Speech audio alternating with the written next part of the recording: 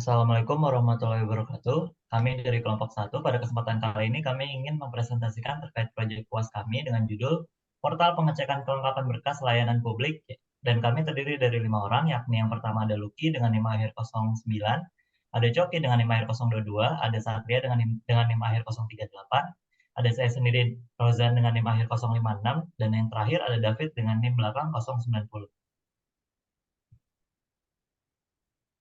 Di sini yang pertama adalah deskripsi dari tugas yang akan kami lakukan atau yang sudah kami kerjakan. Di sini kami mengerjakan tugas proyek e-government untuk pengembangan web pengecekan kelengkapan berkas dalam rangka pengurusan di pusat pelayanan publik atau seringkali disebut mall pelayanan publik, dapat sangat berguna untuk meningkatkan efisiensi layanan publik dan memudahkan warga dalam proses pengurusan berbagai izin atau layanan. Di sini selanjutnya adalah skop dari proyek ini. Proyek ini bertujuan untuk mengembangkan portal web yang memungkinkan warga untuk memeriksa kelengkapan berkas yang diperlukan sebelum datang ke pusat pelayanan publik atau mall pelayanan publik.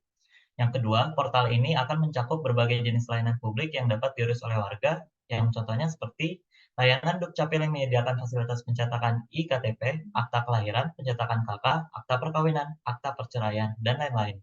Selain itu, proyek ini juga akan memfasilitasi jenis layanan lainnya seperti samsat, imigrasi, dan lain-lain. Dan yang terakhir, proyek ini akan berfokus pada desain, pengembangan, uji coba, dan peluncuran portal web serta integrasi dengan sistem pemerintah yang ada.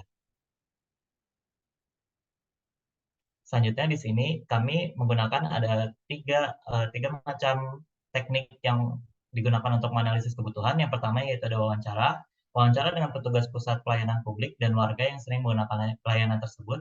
Lalu selanjutnya ada studi. Di sini studi berbagai jenis izin dan proses pengurusan berkas yang berlaku di pusat pelayanan publik. Dan yang terakhir ada identifikasi berkas, yaitu identifikasi berkas-berkas yang dibutuhkan untuk masing-masing layanan dan persyaratan administratifnya.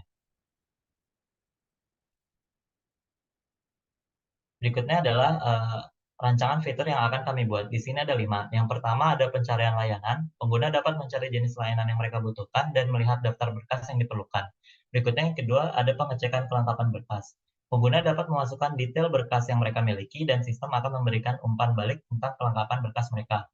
Yang ketiga ada petunjuk pengisian. Portal akan memberikan panduan langkah demi langkah tentang bagaimana mengisi berkas dan proses pengajuan. Yang keempat ada daftar checklist dan persyaratan. Setiap layanan akan memiliki daftar checklist yang menjelaskan persyaratan berkas yang harus dipenuhi. Dan yang terakhir ada kontak dan dukungan. Pengguna dapat menghubungi petugas pusat pelayanan publik jika mereka memiliki pertanyaan ataupun memerlukan bantuan. Di sini selanjutnya ada skenario sesuai dengan fiturnya. Yang pertama ada pencarian layanan. Apabila ada seorang warga yang ingin mengurus izin usaha baru, dapat memasukkan kata kunci izin usaha dan melihat daftar layanan terkait. Berikutnya ada pengecekan kelengkapan berkas. Di sini contohnya adalah pengguna memasukkan informasi berkas yang mereka miliki seperti KTP, NPWP, dan dokumen lainnya. Sistem akan memberikan umpan balik apakah berkas mereka sudah lengkap atau belum. Fitur yang ketiga ada petunjuk pengisian. Skenario-nya seperti portal memberikan panduan langkah demi langkah tentang cara mengisi formulir permohonan dan menyiapkan berkas. Yang keempat ada daftar checklist dan persyaratan. Skenario-nya pengguna melihat daftar checklist persyaratan berkas yang harus mereka bawa saat datang ke pusat pelayanan. Dan yang terakhir ada kontak dan dukungan. Skenario-nya yaitu jika pengguna mengalami kesulitan, mereka dapat menghubungi nomor kontak dukungan atau mengirim pesan melalui portal.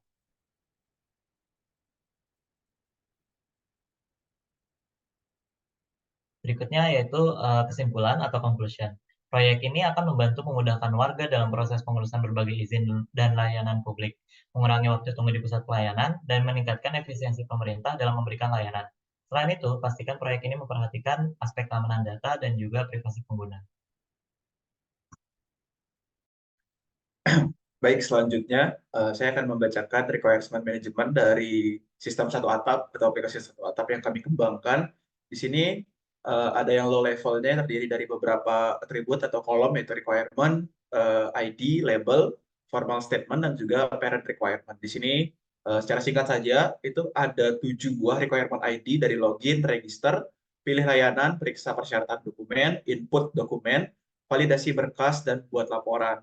Di sini juga sudah kami cantumkan untuk masing-masing label, ada formal statementnya masing-masing atau deskripsinya masing-masing, dan juga parent requirement atau apa hal yang harus dilakukan sebelum dapat mengakses suatu label ini. Contoh, sebelum login, sebelum login, parent requirement itu adalah user authentication dan begitu juga dengan seterusnya. Nah, di sini ada yang lebih lengkap atau lebih detail, yaitu high level and detailed requirement statements. Di sini kami juga mencantumkan dari goal-nya yang di paling atas dan juga 7 sisanya dari yang tadi di slide sebelumnya. Di sini juga ada kami cantumkan formal statement atau deskripsinya, kemudian priority-nya terhadap masing-masing fitur dari must have, dan sebagainya. Di sini kami mengklasifikasikan bahwa semua fitur kami prioritasnya adalah must have harus kami kembangkan. Complexity juga kami cantumkan dari kompleksitas pengembangan di website-nya itu sendiri. Kemudian ada parent requirement ID. Contohnya di sini ada yang 5, ada periksa persyaratan dokumen. Jadi kita harus melakukan yang nomor 3 dulu atau register dulu dan begitu juga seterusnya. Di sini juga ada parent requirement dan prerequisite ID-nya. Selanjutnya akan dilanjutkan oleh teman saya.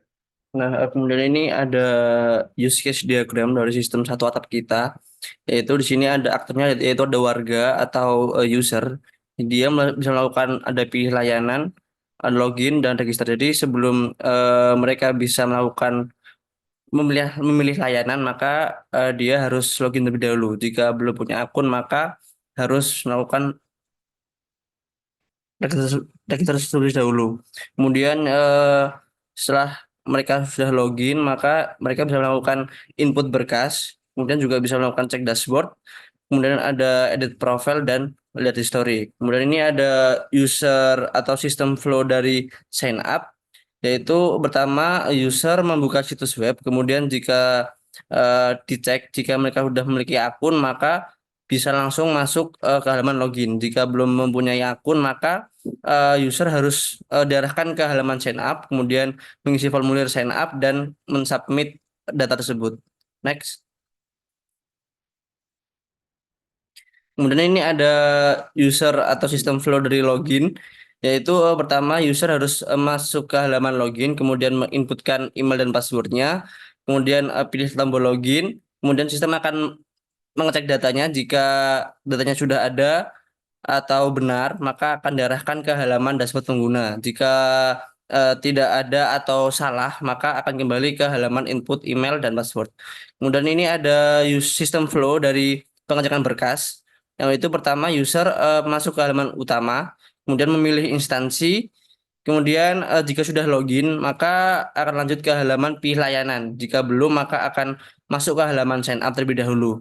Kemudian jika tadi sudah ke halaman layanan, maka user bisa menginputkan berkas, kemudian dicek kesesuaiannya apakah itu benar atau belum. Jika salah, maka akan nanti ada errornya untuk apa yang salahnya. Kemudian jika benar, maka akan menuju ke halaman sukses antrian layanan dan diarahkan ke dashboard pengguna. Next.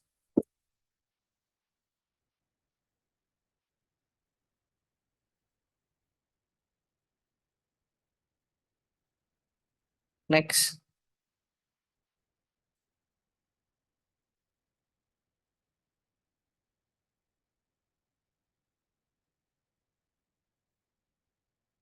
Nah, kemudian ini ada sistem flow dari history, di mana user menuju ke halaman dashboard user, kemudian memilih cek yang ingin dibuka, kemudian user akan menginput berkas yang belum sesuai, kemudian dicek lagi apakah sesuai atau tidak. Jika sesuai, maka menuju ke halaman sukses atau antrian layanan, atau jika salah, maka akan kembali ke halaman input berkas untuk diberitahu di mana letak salahnya, apakah dia kurang jelas atau salah dokumen. Nah, jika sudah benar, maka akan menuju ke diarahkan ke dashboard pengguna. Next.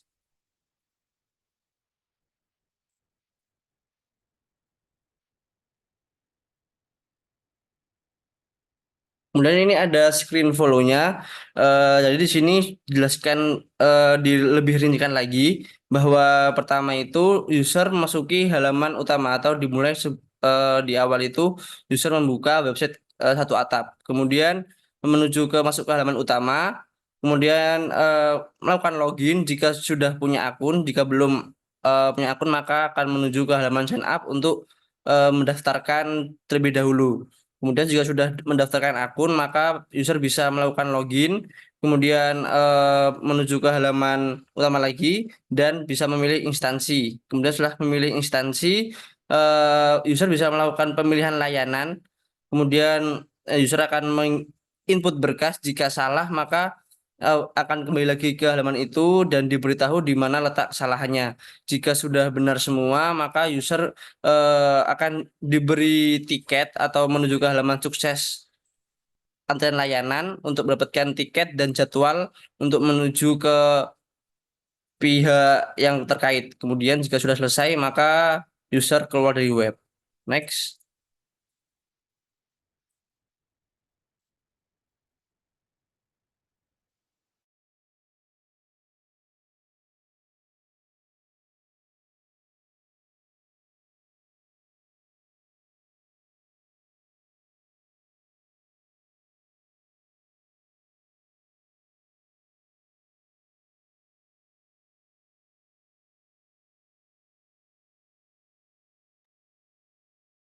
Baik, selanjutnya untuk desainnya, di sini merupakan file dari Figma kami. Di sini ada dengan beberapa bagian. Nah, untuk prototipenya berikut. Jadi, untuk pertama bukan login ataupun register, untuk pertama-tama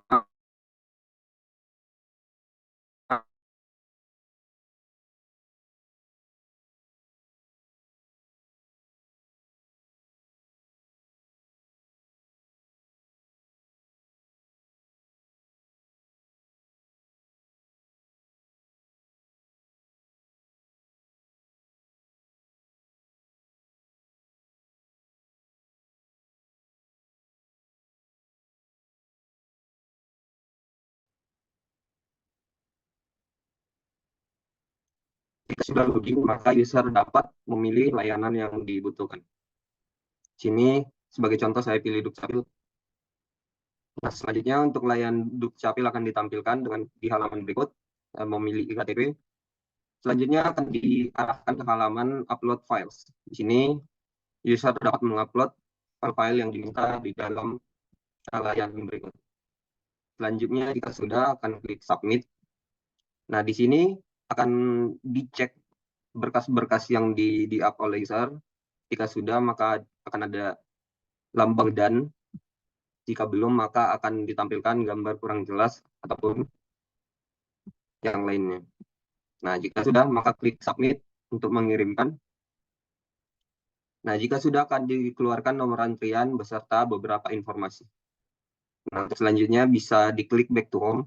Lalu user juga dapat melihat akun mereka dengan mengklik akun mereka pada sebelah kanan. Maka di sini akan ditampilkan info dari si user tersebut. Nah, selanjutnya user juga dapat melihat history layanan-layanan yang sebelumnya diakses oleh si user tersebut. User juga dapat mengklik salah satu layanan yang sudah pernah diakses untuk melihat detail. Nah, maka akan ditampilkan layanan detail kembali. Mungkin sekian untuk Figma, mungkin bisa dilanjutkan oleh teman saya.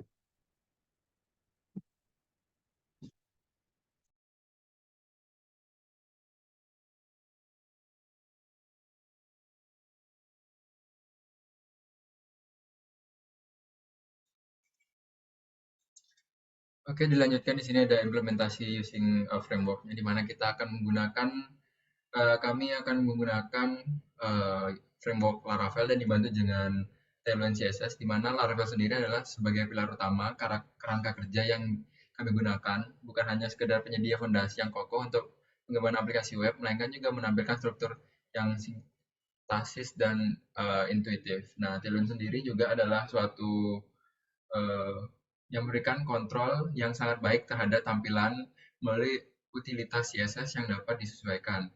Nah, memungkinkan kami juga untuk menciptakan antar muka yang tidak hanya menarik secara estetis, tapi juga mempertahankan performa yang optimal. Oke, lanjut saja kita langsung ke Visual Studio Code atau kita melihat codingannya, di mana kita akan pertama-tama menginstalasi Laravel terlebih dahulu, di mana dependensi ini adalah suatu framework Laravelnya. Dan untuk instalasi Tailwind, kita akan instalasi dari terminal dan akan menyambungkan segala hal tentang Tailwind di tailwind.config.js yang ini. Oke, lalu di sini ada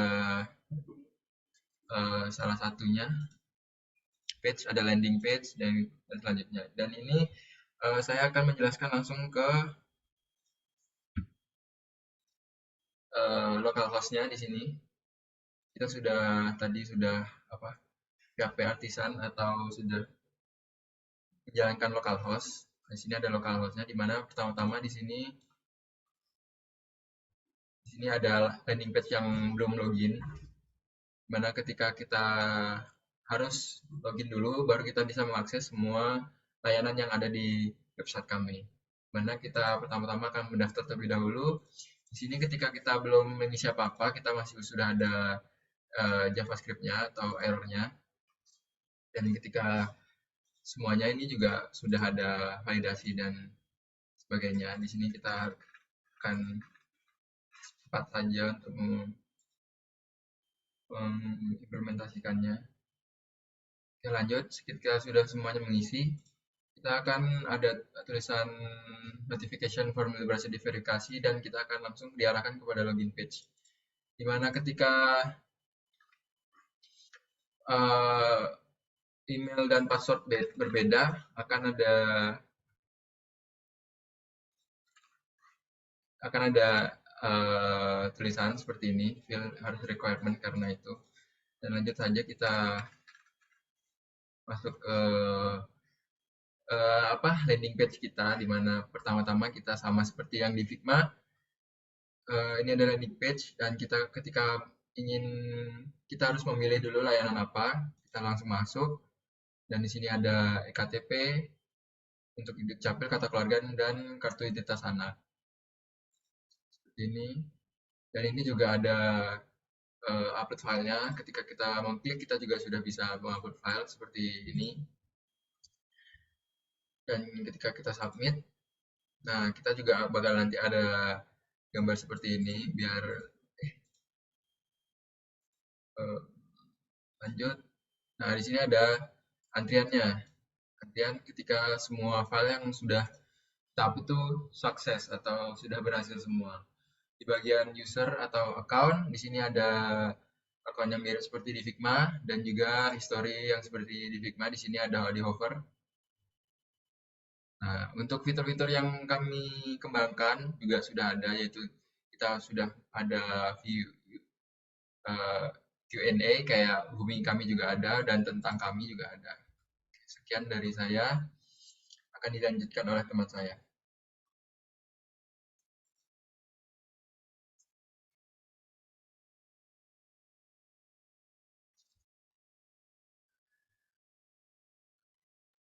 Mungkin sekian dari kelompok 1. Apabila ada kurang lebihnya kami mohon maaf. Wassalamualaikum warahmatullahi wabarakatuh.